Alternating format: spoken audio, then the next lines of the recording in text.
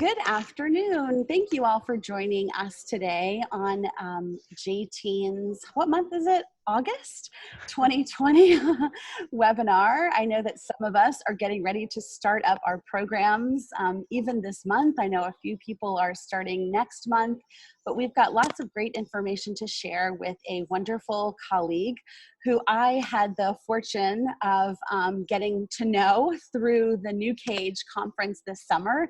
I attended several sessions with Batsheva Frankel and learned a lot and thought that she would really be able to help us and guide us into some interesting new and innovative thinking. It's probably not new, but a lot of us aren't using it. And so new to us is new for sure. So Batsheva Frankel, the producer and host of the podcast Overthrowing Education, has a master of arts in teaching from AJU and is a veteran educator of over 25 years. As an educational consultant, she has given workshops for universities, conferences, schools, and other organizations across the US and the UK, and is now giving online courses and workshops to educators everywhere through her consulting brand, New Lens Ed. In 2017, Berman House published her book, The Jewish Educator's Companion, which many of you probably own. And she'll share a little bit more about how to get in touch with her at the end of the webinar. So Batsheva, take it away. Great. Thank you so much. And I really appreciate being here and getting a chance to chat with you all about something that I think is really, really important. And I think it's an incredible approach for teenagers, particularly because, I think it's great for all students, but for teenagers, particularly at this point in Jewish education, they kind of need something different. They need to be involved in a very different way. And so basically what we have called this, I'm just going to share my screen with you quickly, is we are calling this, oops, let me just,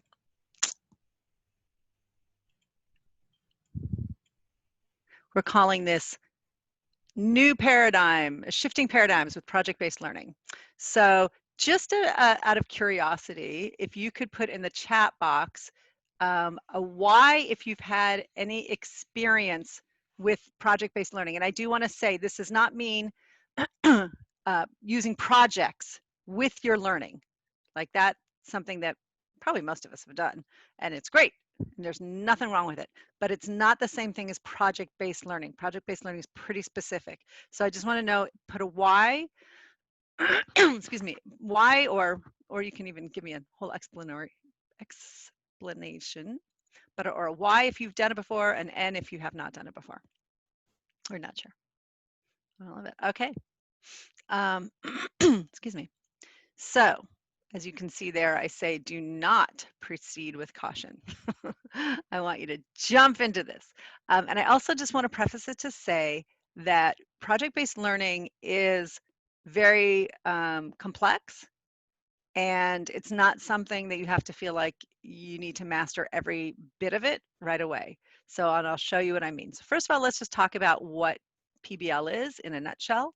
So this is kind of a definition that I did not come up with, but project-based learning is a systematic teaching method that engages students in learning important knowledge and developing 21st century competencies through an extended, hear that phrase extended, that means it's going to take more than one lesson, right? Or might take, it could be something that is a couple weeks, it could be something that's half a year, for extended student influenced inquiry process structured around complex, authentic questions and carefully designed products and learning tasks. Now, that was a lot of stuff in one short thing. So we're going to break it all down for you by looking at the structure. But first, just why? Why is PBL different? I was like, why is this night different than all other? Why is PBL different than all other approaches? I don't know. It's authentic, it's relevant, it's engaging.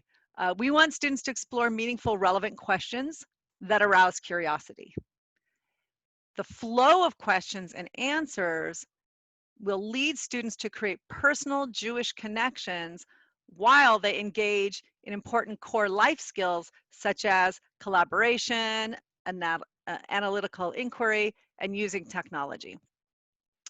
The product, as in it's project-based learning, it could also be called product-based learning. Sometimes it's also the P is passion-based learning. Sometimes it's problem-based learning. Those are all slightly shades of different things, but the product is an authentic, and we'll talk about what authentic means, representation of students grappling with the questions and the answers that they have invested with their time. You can already see why this is so kind of perfect for teenagers. We want them to grapple with their questions. We want them to explore deeper things, and this is a great way to do it.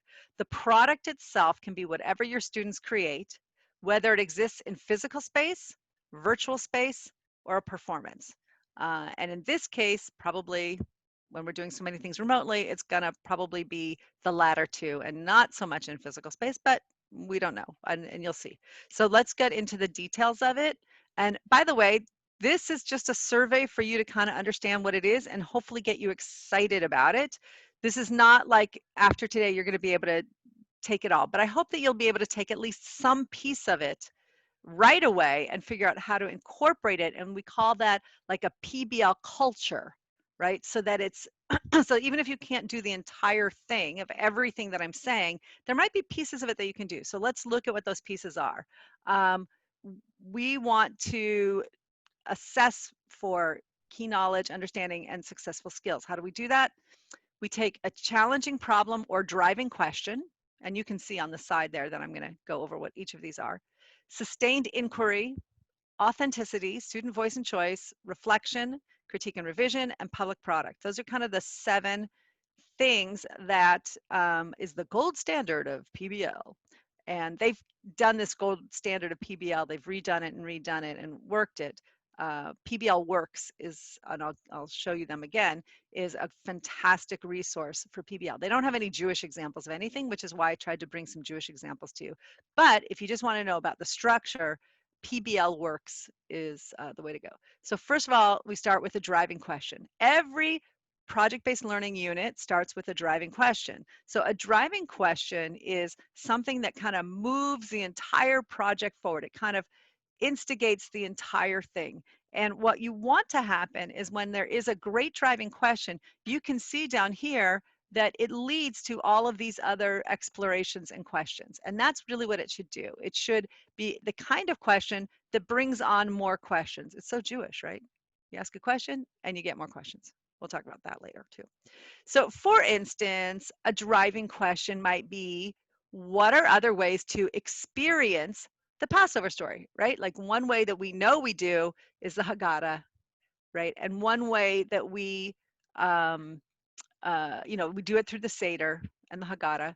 So this is another thing. So just as a exercise, what's a question that you would ask about this question? So you can just unmute yourself and ask. Anybody? This is participatory, people. Jump in, ask a question. And you don't have to use the chat box. You can just well, you could reenact it. Okay, you're giving me an answer. I want a question. What's a question that you would ask about this question? It can be super general, like, what does it mean to experience the Passover story? Why would we need to experience the Passover story? What are the current ways that we experience the Passover story? So we want to get our students to ask questions and not focus yet on the answers. We want them to come up with the questions. That's the first part of it. So here's an example of a driving question of a PBL unit about creating a personal Siddur. So the driving question is, how can we create a more personal Siddur to help us and others connect to God? So here's some questions that come out of that. There's sort of the general questions about the project itself. What might make the Siddur more personal? That's going to lead us on a path. What prayers are mandatory? Like, what do we have to have a legit Siddur? Then you can see how both of these kind of lead to, can we add our own prayers? And this leads to, well, what do those prayers mean? Like, what are the prayers that are mandatory, and what do those prayers mean? Leading to a question of, how can we find out? What are some ways to analyze prayers?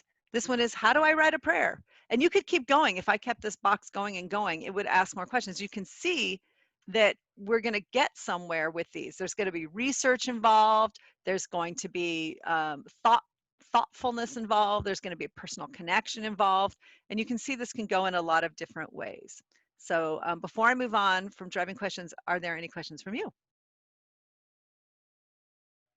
You can unmute or type in the chat box. No, we're good? Okay. The next thing is sustained inquiry, right? That's the whole point of the driving question, is to keep more questions coming and to lead to research. So how do you keep the questions coming? Because it's hard. You as the facilitator of this has to kind of help move it on. So you can ask them for observations. You can ask the teens to play, I remember I mentioned Jewish answers, where they can ask a question and somebody can only answer that question with another question. They have to really, and then you map out all of those questions. Excuse me. You can interview an expert. Sometimes we don't know enough about something to even have questions about it yet. So if we interview an expert, then maybe we'll have more questions, and we have to come up with questions to ask the expert. So we're already generating questions. And then, excuse me, I have a small commercial. I have a methodology that maybe some of you know. It's in the first chapter of my book, if you have it on your shelf, called Lenses of Questioning. And it's a whole method about how to train students to ask a wide array of questions that will lead to more critical thinking and analytical skills. And that is my commercial, the first. The next thing is authenticity. So what do we mean when we say that something is authentic? What do we want it to be? Well, first of all, it's a real world problem. So it doesn't have to be, how do we solve global warming, blah, blah, blah. I mean, I guess you could, that would be an awfully large project, but it's something, what it means is that it's something that is connected in a real way to the people that you're doing the PBL unit for, the teens that you're doing this for. It has to be something that connects with them. So here we talk about Passover. Well, if they're celebrating Passover, then there's a connection. The other unit about creating a personal siddur, that's a real issue. That's a real world problem, is that people don't connect so much with, it's hard to connect with ancient liturgy.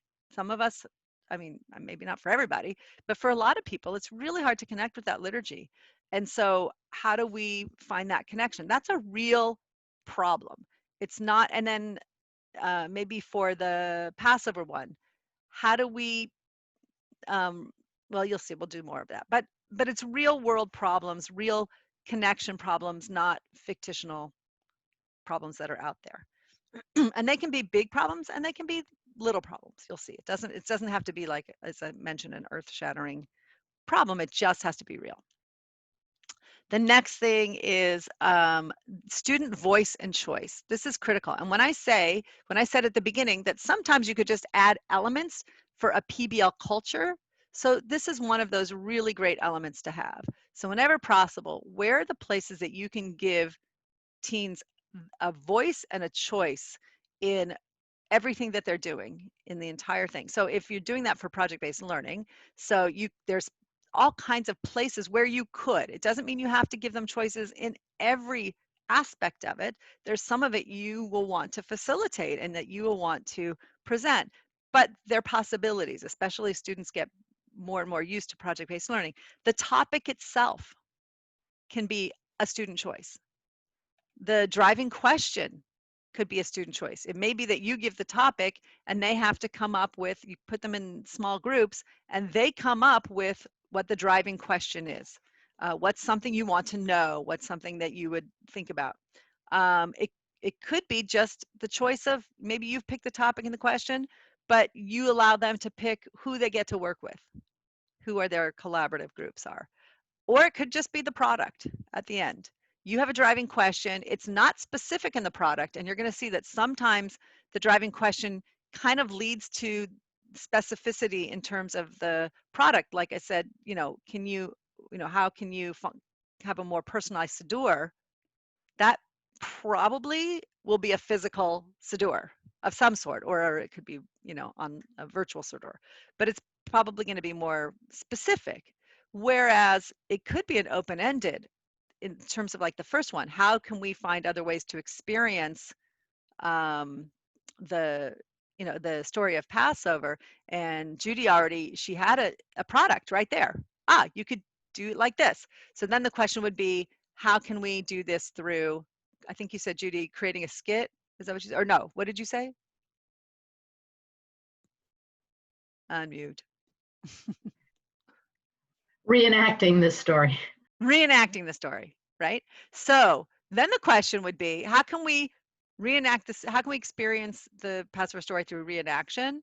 And besides the Seder, right? Because the Seder is one version. So then that already is kind of the product. It's not quite so specific, so there could be even more choice in that, but it does lead a little bit into, we know it's not going to be a 3D sculpture, or something. So it's possible that we allow them to do it. It's possible that, if you did, for instance, Judy's, it kind of points them into a direction, but it doesn't, but it still gives them some choice in how they do it, right?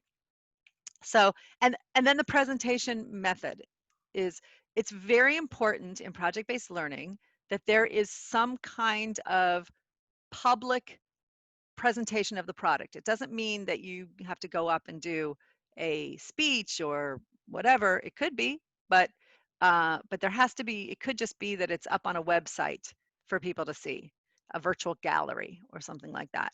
There's many, many ways to do the presentation, and allowing students to choose what that is another place where you could put in student voice and choice.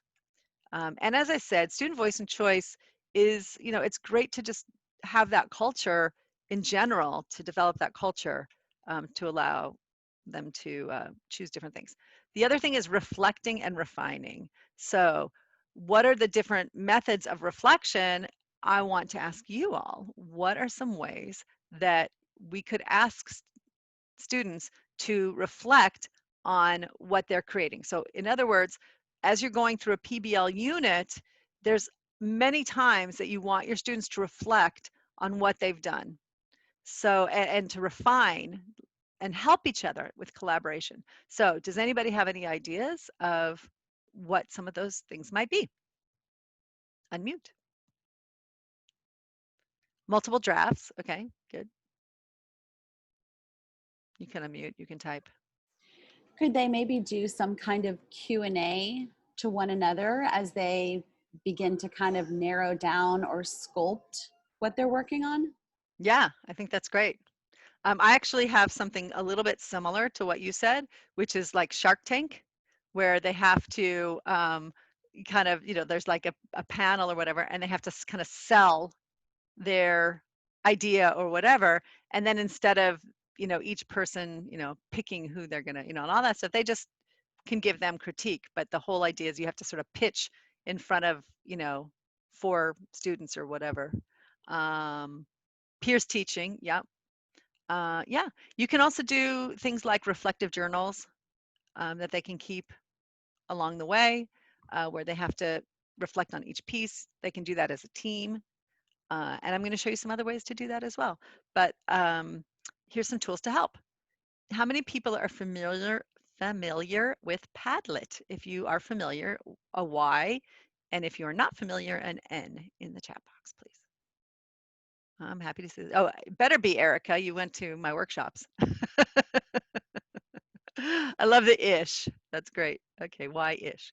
Yeah, so if you're not familiar with it, or if you're only a little bit familiar with it, it's a fantastic tool on so many levels, and it is perfect for project-based learning. So if you don't know it, okay, Judy has found out about it, but hasn't used it yet. So if you want to know more, I do deep dives into Padlet, where I really go through in detail and show you all the different ways you can use it, and definitely happy to do that for you. And the same thing with Flipgrid. How many people are familiar with Flipgrid? Good, I've got a Y. Okay, great. Yes, again, Erica. You have to know about it. Great, okay, so a lot of people know. So Flipgrid is an amazing tool, and basically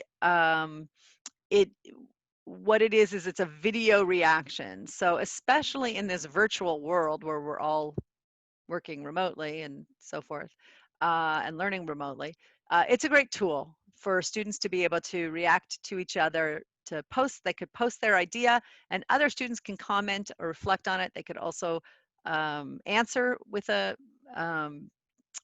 video as well. And they can also kind of have like this, so they don't have to be in the same synchronous time.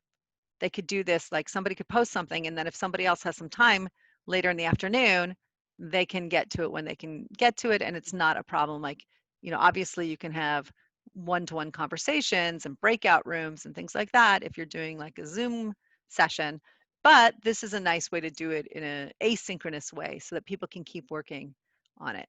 And it doesn't have to be Zoom all the time. Again, I do a deep dive workshop on Flipgrid, and I'm happy to do that. I also do one-to-one coaching if anybody is interested. The last thing is about the product. So what is the product? How will it be presented? And who will the audience be? Those are three of the big questions. So first, let's look at product and presentation. There's so many choices, and we're going to go through them quickly. You can see them. I'm not going to read them all. You can read them for yourself, but you can see that in a physical space, that's what these are, physical things. I snuck in Haggadah. The rest of them were taken from somewhere else. That was not a Jewish site, but I threw in Haggadah there because something like that, like a Siddur, like a Haggadah, like any of those things. Now, the interesting thing that we know now is that a lot of those things can all work in the physical space, but some of them can be easily translated to, oops, that wasn't the one I wanted, but they can be translated to, I can take that off for a second, the virtual space, right? So like we now know we can create a magazine and a Haggadah artwork. We can take pictures of the artwork and post that artwork. We can do a whole exhibit if you know Padlet. It's a perfect way to make like a virtual gallery of the work. So that even though these things are physical, they can still translate to some extent, some of them, into the virtual world. So same thing with artifacts. A curated space could be a website, which we'll see later. There's performances. This is another way to do a project-based learning. And by the way, I'm talking about all of these things, and I want to give you the tools for doing it virtually. But once you get back into real space and real time, which I hope will happen soon, these are still really important things to know. So you can know that you can do a song, a concert, a poetry slam, all of these different things. I also, by the way, give coaching on how to start a podcast, and I'm teaching a class for teens on how to start a podcast. So that's a great thing for teens to do, to have a way to express. They can also do debates with each other. They can present for an audience.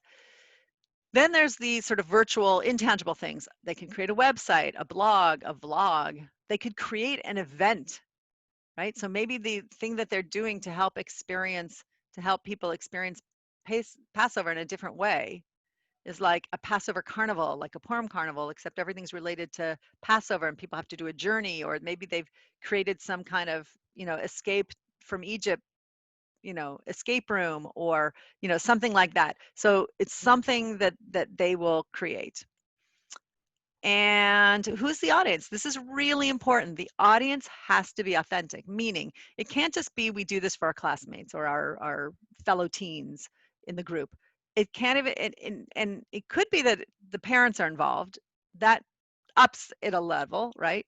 But like, so here you see they're doing a presentation before a live audience. Now that live audience can include experts on the subject, or for instance, if the project is based on something in the needs of the temple or the synagogue, and they want to go before the board of directors and present whatever it is that they're presenting before the board of directors. In other words, we want it to be an authentic audience. So I have some examples here. This wasn't a Jewish thing, but this is like this project-based learning thing is called Symposium. And so he's presenting. They used to do this in person, but since everybody went online, they switched it to doing it online, and they were actually able to broaden the audience. So this student actually gave this whole presentation about ethnocentrism virtually. The other thing that people could do is things like create an app. I know that there's teens out there that can do something like that. And how do I know that?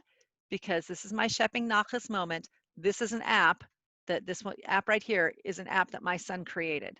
And it is on Google and Apple and everything. And he created it for school. There was they had a real world problem, and he figured out how to solve it with his coding skills. And I know that there's teens out there who are really great at that. And that is, a great way to connect them in. Like, is there an app for that? That kind of thing. This is a non-Jewish site that has huge lists. And so I wanted just to share it with you so you could see the different kinds of ideas. So in this, sometimes it says kind of what the students do, and sometimes it says what the driving question is. So for instance, here's a driving question. What can we teach others through infographics? Obviously, it's for little kids. And students submit proposals and choose a graphic design tool to create infographics. This is like a problem that the school had. They have a real question. What should fifth graders know about the Constitution? This is what high school students created, an online book to explain to fifth graders. So that means they had to understand all the things about the Constitution. They had to learn everything, and then they had to figure out how to put it in a way that fifth graders would understand it and create this online book. So the same thing could happen with, if teens wanted to create a Haggadah that would be meaningful for fifth or fourth or third graders or whatever, and then they could publish it and online. They don't have to, it doesn't have to be physical, could be physical, but they could publish it online and it would be something like that. You can see they have a news site. This is students write, act, direct, produce, and screen adaptations of short stories. I'm not sure what the driving question is there, but their question is, what if Upton Sinclair never wrote The Jungle? And they made a video about their explorations. And so first of all, obviously they have to study what the book is, right? So the question should lead to research and some kind of, on questions and sustained research and sustained inquiry that will lead them to their product. So that's the audience. So what's the, any questions so far? Or comments? Doesn't have to be a question. Anybody? Yeah. Okay, I will move on. All right, so so that's kind of the basic structure of project-based learning. I'm going to kind of walk you through a little bit of examples, 2 examples. So, and I've already touched on these before. So, so the driving question: how can we create a more personal and intimate Siddur? So here's some ideas. So that's the driving question, and then the basic premise of this is that after students explore their personal relationship to each prayer through discovering who compiled or composed the prayer and why, as well as discussing the symbolic and poetic language with their peers, they then make creative connections to the tefillah using photography, artwork, and/or poetry, which could be their own or others. So that's kind of the broad base. So I want to look at that, and I want you all to tell me where are the places that I, as a facilitator of this, have made the choices, and where are places that I allow them to make choices. So jump in and say. I feel like you scripted it, the facilitator scripted it to help them understand how, like the framework, basically. You created the framework, but you're allowing them to be able to do it in whatever creative way they want to, understanding the parameters set forth. Correct. That's an excellent observation. So this is the kind of thing, and especially when you first try project-based learning, it's hard to give too much voice and choice because they don't know what they're doing yet, right? And so they don't really know what questions to ask and so forth. Now, I can lead them on a journey to kind of asking some of these questions that will lead them to the tasks that they want them to do. Because as the facilitator, there's knowledge and skills we want them to have.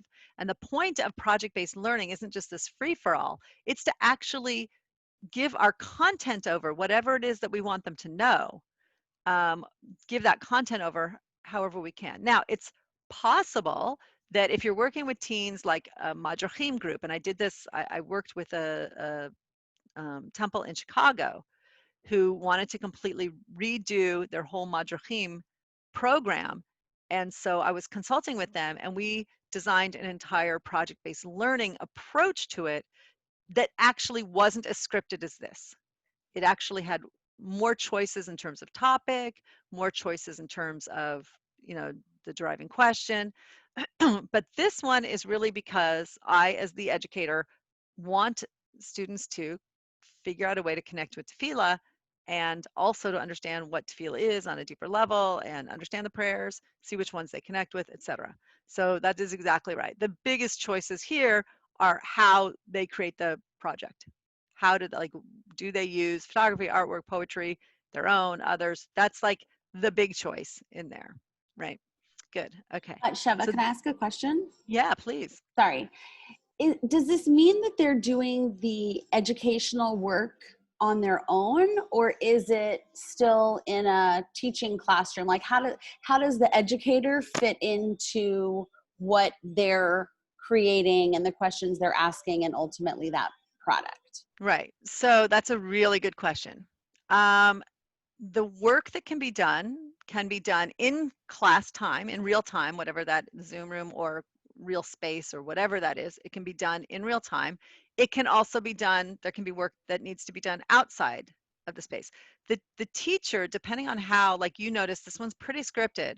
So I, as the facilitator of this, would be uh, able to really coach them and offer them help and guidance. You want to kind of let them try to figure out where they're going with this and so forth, but you also want to have all the resources ready. There might even be something that you teach or something that you give over or a discussion that you have with the students that will help them understand this or lead them in the direction. Like, for instance, for this one, it would be important to kind of lead them in the direction they may not know. So it's really like facilitator, coach. Sometimes it is actually teaching something, right? Like you might allow others to teach it, like using videos. You might lead them to videos and an Edpuzzle, if anybody knows what that is, using videos with Edpuzzle can really lead them on the journey. So your goal is to lead them on the journey and make sure that you're there every step of the way to make sure that they keep moving and that they keep learning and that they keep doing, and if they start to go really off on another area, you have to decide, is that still going to accomplish whatever my goals are? And the goals might be, like in this case, the goal is that students also learn about tefillah and find a connection to it. There's a lot of goals. So really the most important thing first is you have to figure out what are your educational goals, right? If your goal is simply to allow students to connect with something powerful in Judaism or interesting to them in Judaism, then that's a very different goal, and that has a lot more freedom in their journey, right? So it really, it's very important for you to figure out what your educational goals are before you jump into this.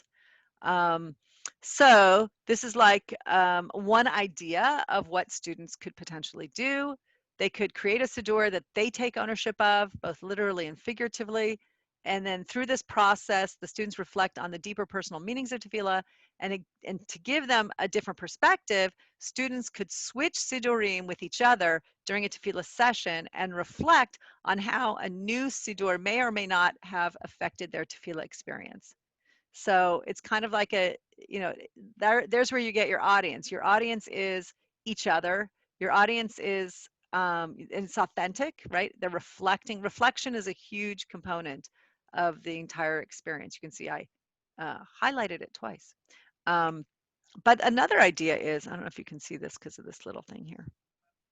Let me see if I can't really move that. But another thing is that each student contributes part of a Siddur. So in other words, it's a collaborative, instead of it being a personal experience that they might work on collaboratively with each other and, do reflection, refinement with each other.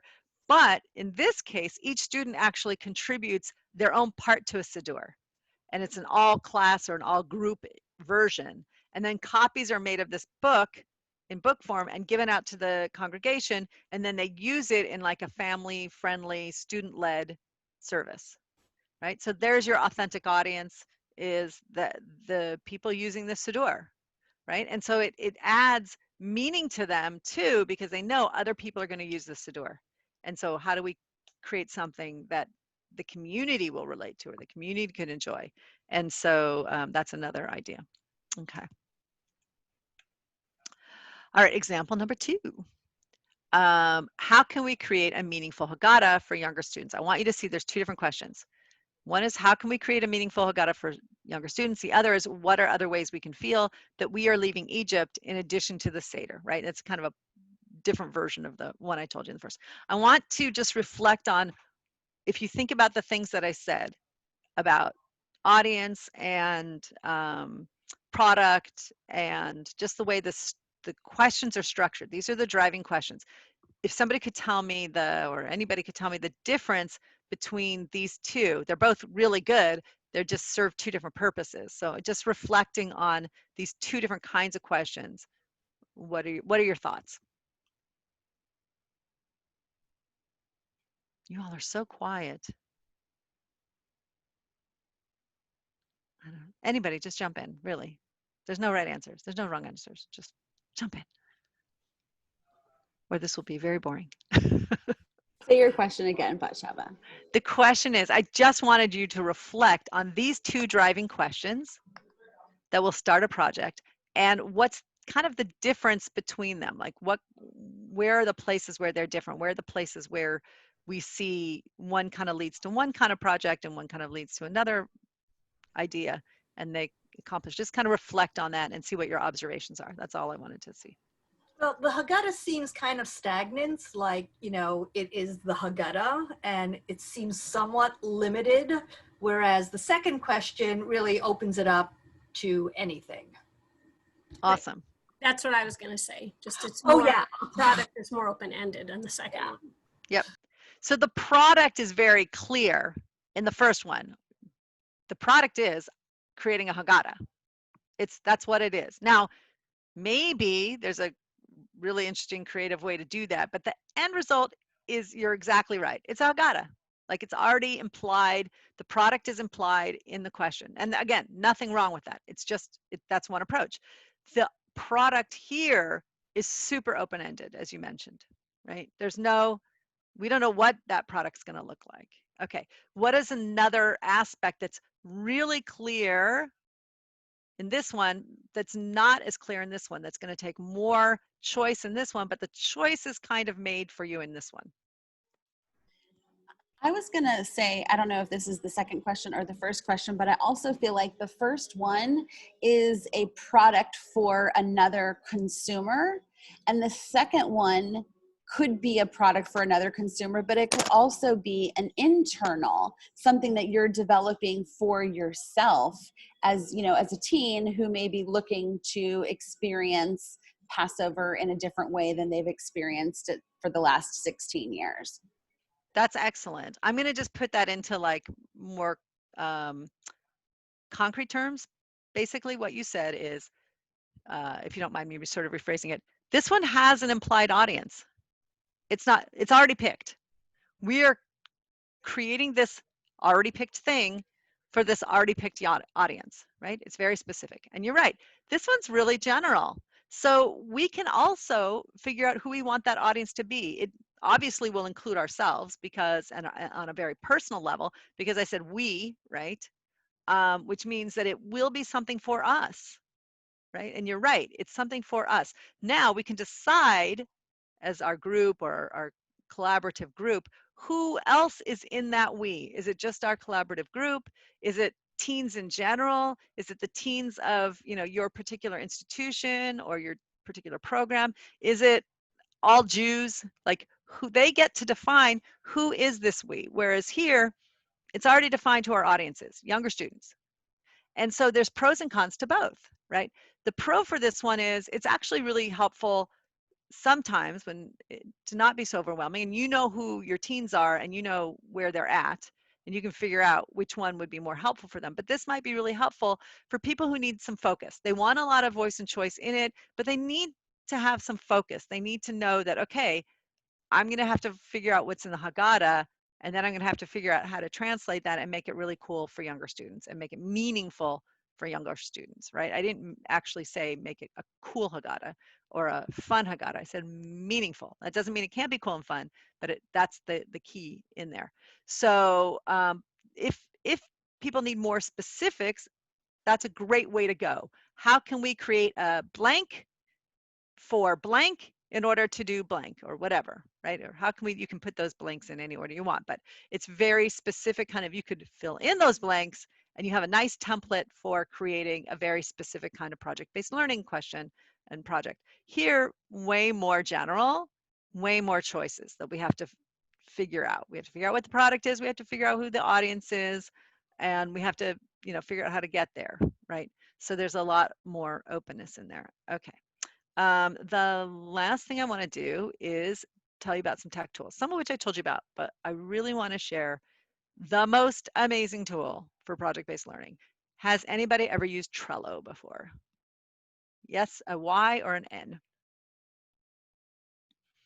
All right.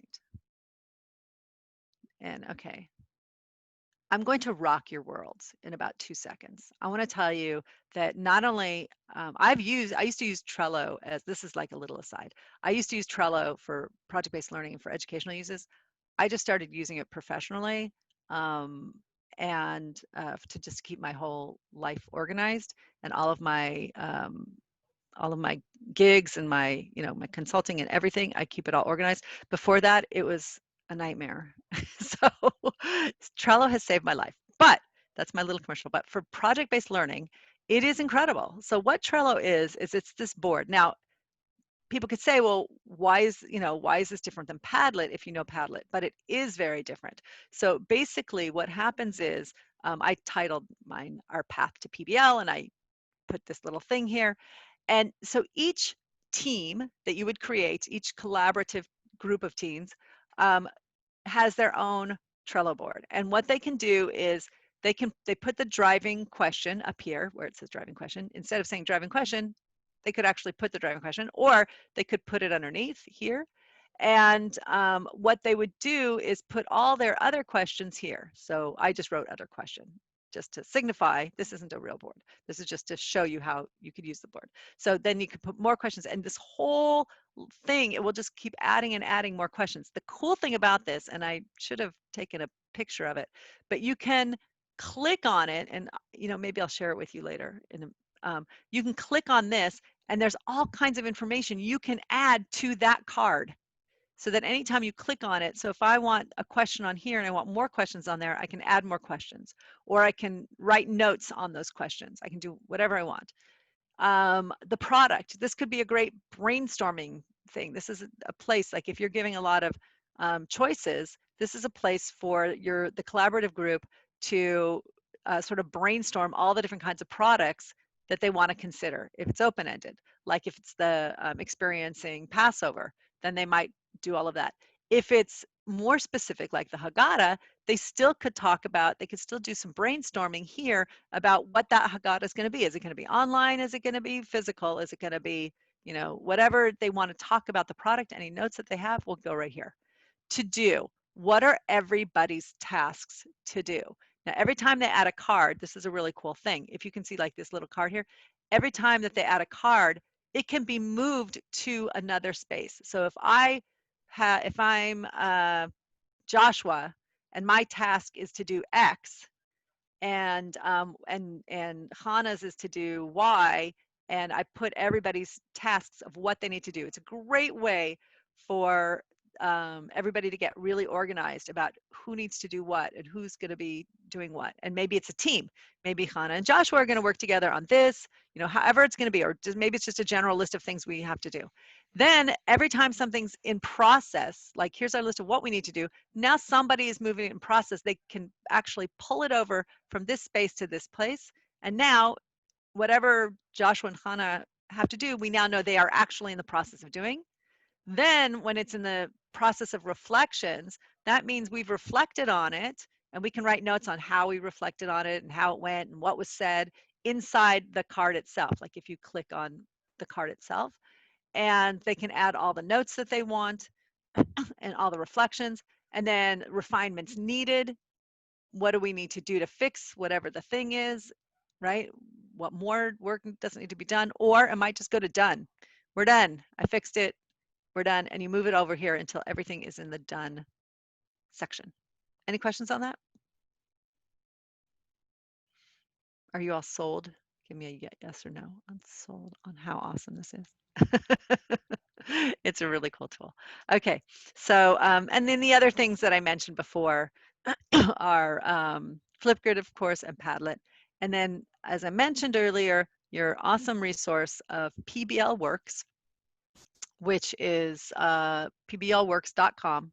Actually, I'm sorry, it's pblworks.org. pblworks.org. And is Trello free? Is that what you're asking me, Erica? Yes. I'm pretty sure that I think you can do at least a few. I mean, I don't remember paying for it. I might have, and if it was super, super not expensive, but I know that they have a free version. So, and I may be using that. I think it's completely free, the whole thing. I don't know how people do that, but anyway, so that's, those are my things. And the last thing that I wanted to share with you is my commercial, and then we can do some Q&A. We have a few minutes left to do some Q&A.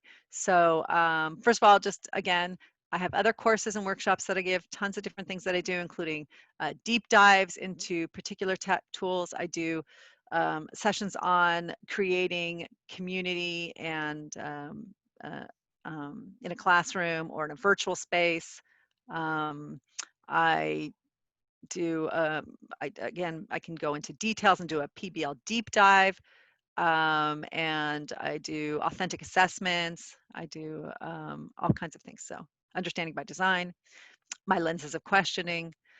So all of those I do as, I can do those as online workshops and courses if you want to do something that's sustained over, I have some schools that are having me come in like once every, I guess, twice a month, so that I can teach them a tech tool in depth, and then they can implement it and we can reflect on it and then keep going. Also, you can reach me at Batsheva at newlensed.com. And then my podcast, I highly recommend. It's actually a really fun podcast. It's not like a boring education podcast. I have amazing guests, and we have really provocative and interesting topics, but I also have things like commercial parodies, and I subject all of my interviewees to the 5-minute game show, which is always really, really fun. So it's actually a really fun show as well. And then my book, which some of you probably have on your shelves, is actually worth taking off your shelf, I think, a little bit. And there is a unit in there, there's a chapter in there on project-based learning. So if you want to try to remember and kind of go through a lot of what I've said, it's right there in the book. And that's available on Amazon and also at Berman House. Okay, let's go to, I'm going to stop sharing, and I want to see if you have any questions or comments or anything. All right, I'm going to ask a question. So all the information is great as to how to do it, but like, how do we get to that first question? How do we like a lot of people on this call I know are working in maybe more traditional Hebrew High type settings. So they have their classes more or less set up a certain way. So how, number one, where do you start? How do you get that question? And number two is, how do we bring something like this into maybe not a formal educational setting, but informal, however, still, fitting within the environment that we've created. Got it. So that's a lot of really good questions. So I'm going to try to, I may ask you to repeat the last one if I forget it by the time I get there. But the first question, it's perfect for Hebrew High. The idea is that you take the curriculum that you have, and instead of, like delivering the curriculum and having them, however you're doing it, you take whatever the goals are. It goes back to those goals. What are the goals of what you're teaching? And instead, can I teach them through this discovery process? Can I connect them to the content with this discovery process in a way that involves them and excites them instead of like sort of the more traditional means? So what a teacher would do was say, what is it, what's the content that I want? And what's the experience that I want my students to have? What do I want them to walk away with? Knowing what skills do I want them to have? What knowledge do I want them? What enduring understandings? If you use UBD, you know my language. What enduring understandings do I want them to have? What big ideas do I want them to contemplate and think about? And we definitely want them to be contemplating and thinking about bigger issues. What are my goals for that course?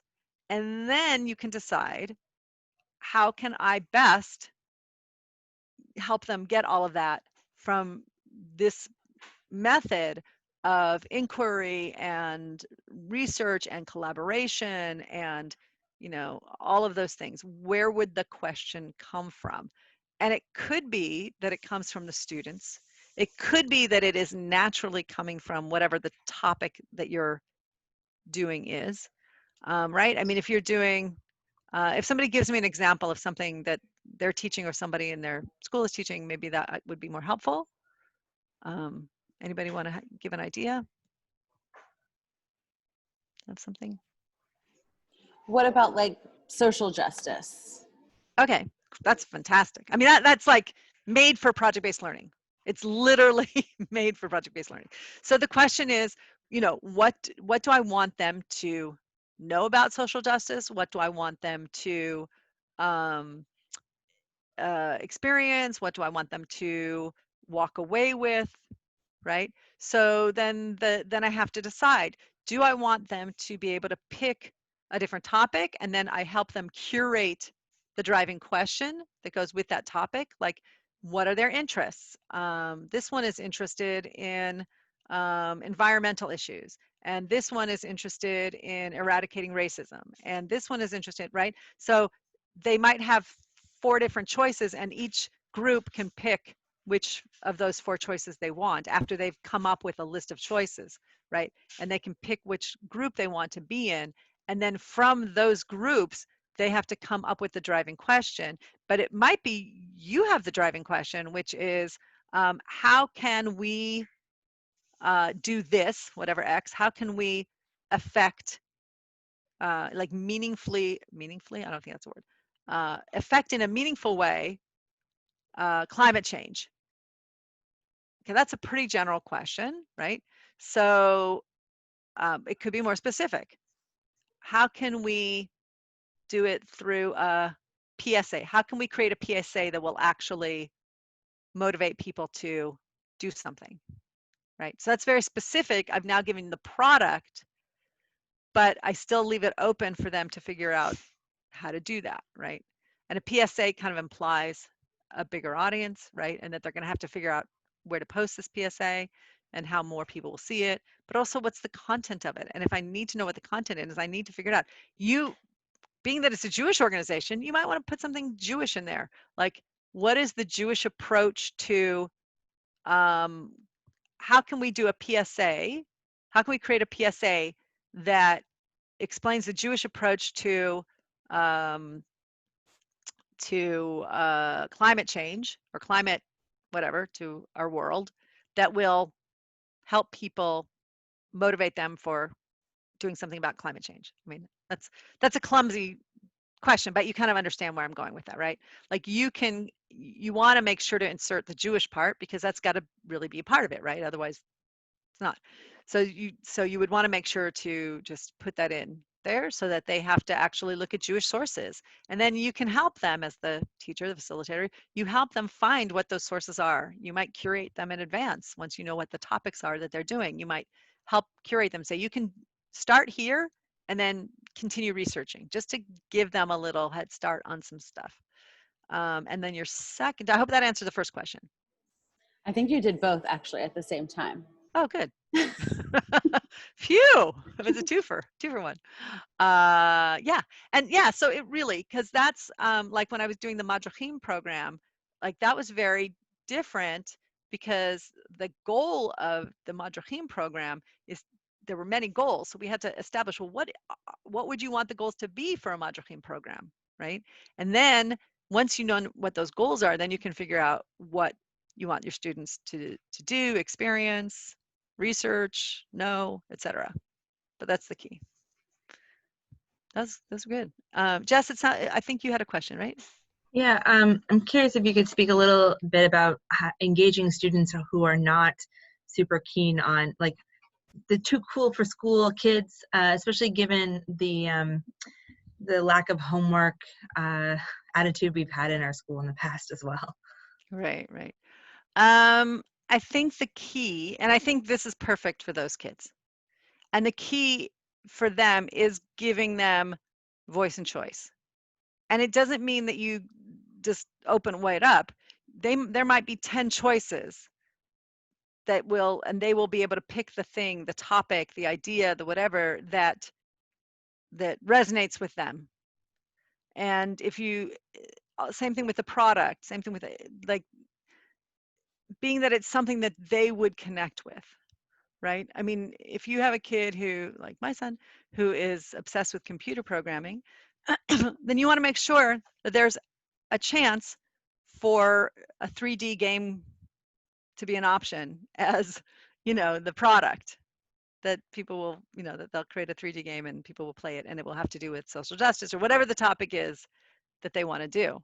So if you have like a specific course, like Erica was talking about, where it's social justice, then that kind of narrows it down. But when I was doing the Madrachim program, helping with there wasn't something like that. So we came up with a bunch of topics that we thought would be relevant and interesting and meaningful, and then they could choose from those, and it worked out really well. We did this in last year, and they've been doing it for the year, and it worked out really well. So now it is different, because those kids, to be honest, were self-selected that they wanted to be Madrachim, and some of it was because they were being paid, but they also really appreciated the whole thing. So, and the other thing to do is, don't be afraid to try something, reflect on it yourself, and then adjust it, right? Because anytime we're making, and that's why we called it a paradigm shift, right? Because anytime you try a little paradigm shift, it's a little different. So yeah, I think our time is about up, and I don't want to hold anybody. But if you have other questions and you want to talk to me, or anybody who wants consulting, if you want to bring me in as a consultant to help you curate your project-based learning unit or whatever, please feel free. Awesome. I know Judy put in the chat that she would love to learn more about your tech tools. I attended those sessions and learned so much. So Batsheva, maybe you and I can talk offline about what that might look like if we could offer something like that in a future webinar, especially if we're staying online in the unforeseeable future. So I'll reconnect with you. And Jess, I was thinking, like, to your question too, it almost feels to me like the product might be the way to engage the student in a different way. So the question can be the same, the process can be the same, but if they connect to the product or have a variety of product options that are really cool and interesting, or tap into their interests or passions, Batsheva, like you were saying with your son, that's the way that you can potentially engage some of those. So almost like promoting it backwards knowing what some of those kids might be more interested in exploring, and then tricking them into learning in order to get to that product. I feel like I want to say, you have learned well, young Padawan, because you totally nailed it, Erica. That's awesome. That was really awesome. All right. Well, Batsheva, thank you so much for spending this hour with us. We really appreciate your expertise. I know I've gotten a few texts through this conversation that minds are exploding, but you know, sometimes we have to explode and then go back to figure out what it was, but it's a whole new process. And so, you know, that learning is really important for us to do. And the more creative and innovative we can be in our organizations, the more benefit and meaning that we can create for our students. So it's important work, even though sometimes it hurts our heads. Yes, I hear that. I hear that. I think if it hurts your head, it's not a bad thing. It means, right? It means growth. It means expansion. That's all a good thing. The last thing I want to say, my last commercial, is that I just realized that my episode that's coming out on my podcast, Overthrowing Education, is about PBL. It's actually passion and project-based learning. So, so it's coming out on Sunday. Awesome. I'll share that on the JTeen website or Facebook page as well. And just a quick plug, we have our next professional development webinar is September 24th, I believe, at 11 a.m. It's already created as an event on the Facebook page, but we're talking with Billy Planner from Edgar 36. You all may know him in sort of that political, social, civil rights kind of space, but he's actually talking to us this time around about how to really use this platform that we have as youth workers to be artistic, to be entrepreneurial, to be innovative, and really help inspire us to look at this amazing platform that we have and figure out how we can actually make it into something much richer, much deeper, more meaningful for our students, but more importantly, more meaningful for us, which is exactly what he did with Edgar 36 like 20 plus years ago. So I think that'll be a lot of fun and just an interesting way to less brain hurt and more just good feeling and fun.